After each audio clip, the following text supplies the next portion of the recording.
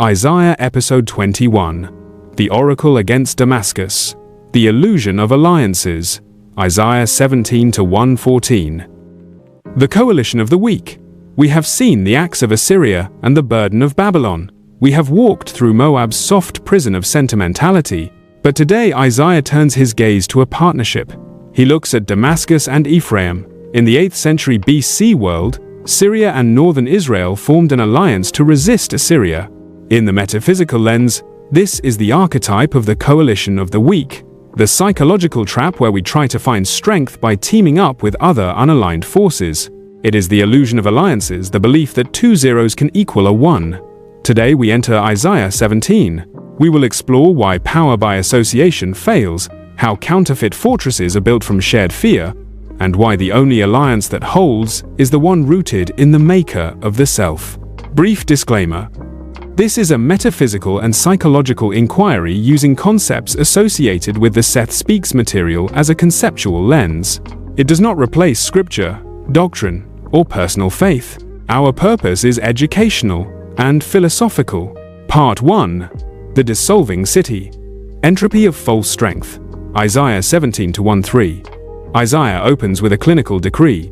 Behold, Damascus will cease from being a city, and it will be a ruinous heap. The fortress also will cease from Ephraim. Damascus was ancient, one of the oldest cities on earth. Ephraim was the northern kingdom of God's own people. Together, they looked formidable. But Isaiah sees the end point. A heap. In the quantum field, a structure is only as stable as its internal coherence. Damascus and Ephraim were not united by a shared root or a shared song. They were united by a shared enemy. And a shared enemy is not a foundation, it is a stress reaction. In Sethian terms, this is an alliance of camouflage, two egos agreeing to pretend they are strong. The glue is fear. The cement is panic. It holds until pressure increases, then it disintegrates, because it was never organic. Frequency statement. Two fears do not make one courage. Part 1.5 Counterfeit Fortresses. How fear builds architecture. Let's name the mechanics. A counterfeit fortress is not built from stone. It is built from agreement. Agreement says, we will not look at our own misalignment if we can focus on a common threat. Agreement says, we will merge our anxiety and call it strategy.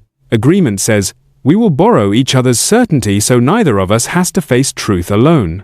Seth often points to the electromagnetic reality of thought. Thoughts are structured energy, not just private whispers.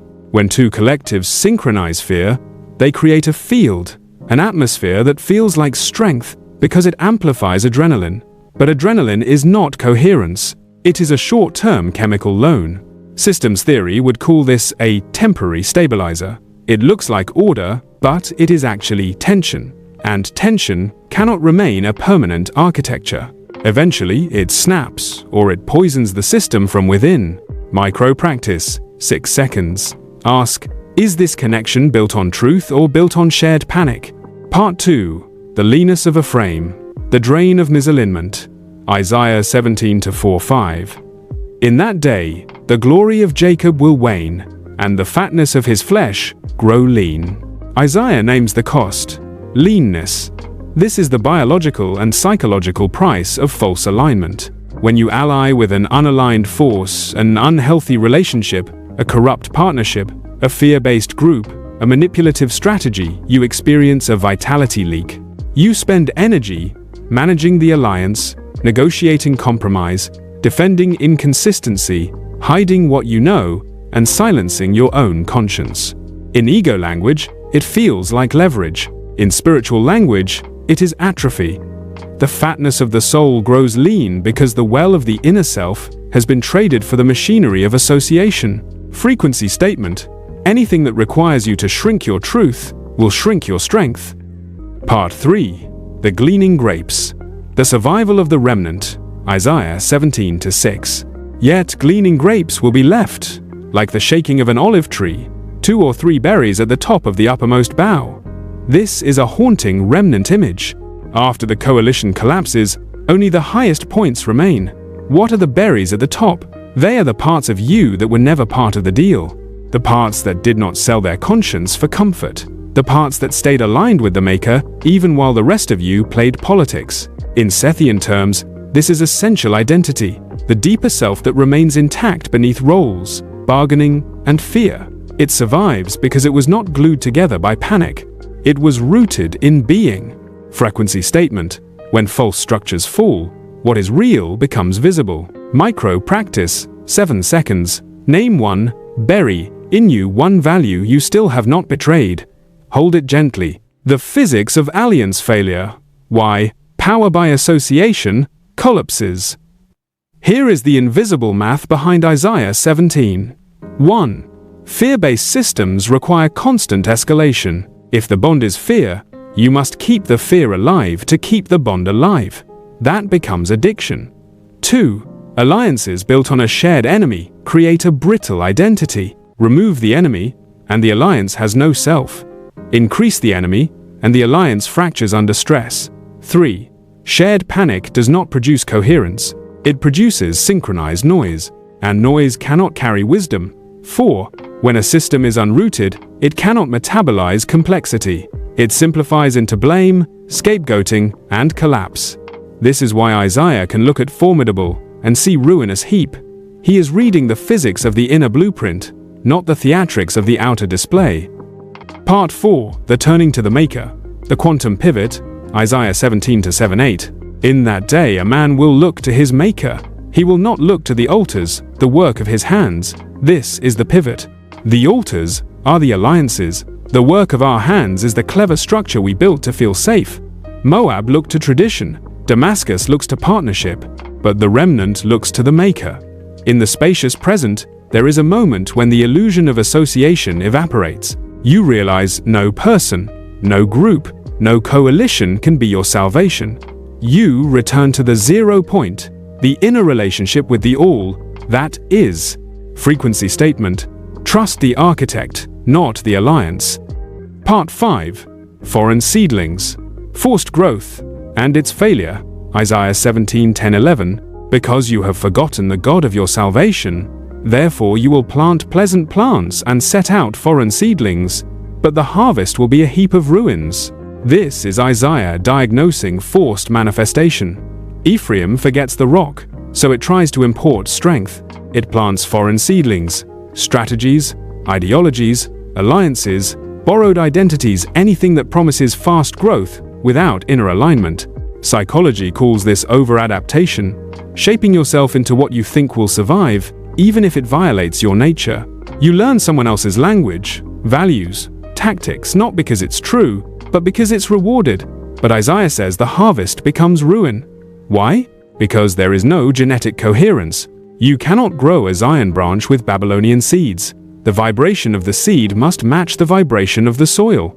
If the foundation is disconnection, the fruit rots before it is picked. Frequency statement: what is not native to your truth cannot feed your future. Micro practice: 8 seconds. Ask, what am I doing only to be approved? Then breathe out slowly. Part 6. The rushing of the nations. Noise of the many. Isaiah 17:12-13. Woe to the multitude who make a noise like the roar of the seas. The Babylonian noise returns, but now it is global.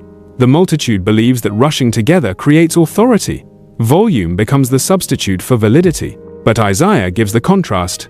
God rebukes them, and they flee.